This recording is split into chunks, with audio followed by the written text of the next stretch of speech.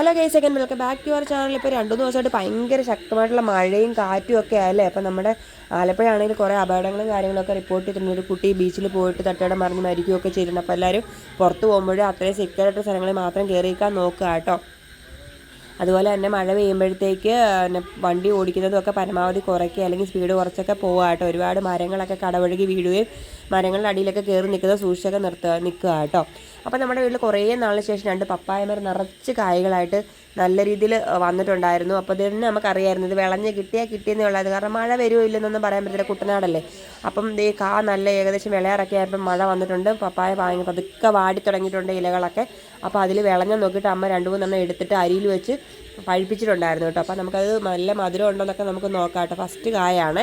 അപ്പോൾ നമ്മളതിൻ്റെ കുരുവെല്ലാം മാറ്റി നന്നായിട്ട് അരിഞ്ഞിട്ട് എനിക്ക് ദുബായിൽ നിന്നൊരു ജ്യൂസർ കൊണ്ടുവന്ന് തന്നിട്ടുണ്ടായിരുന്നു. അപ്പോൾ ഞാനിതൊരു ഉപയോഗിച്ചിട്ടില്ലായിരുന്നു. അപ്പോൾ ഇത് നോക്കിയിട്ട് എങ്ങനെ ഉണ്ടെന്നൊക്കെ പറയണമെന്ന് പറഞ്ഞിട്ടുണ്ട്. അപ്പോൾ ഞാനത് ചെറുതായിട്ട് അരിഞ്ഞ് മിക്സറിലിട്ട് നോക്കി കേട്ടോ. എന്തായാലും പപ്പായം കൊള്ളായിരുന്നു, ജ്യൂസറും കൊള്ളായിരുന്നു. അപ്പോൾ ഇന്നത്തെ വീഡിയോ ഇത്രയേ ഉള്ളേ.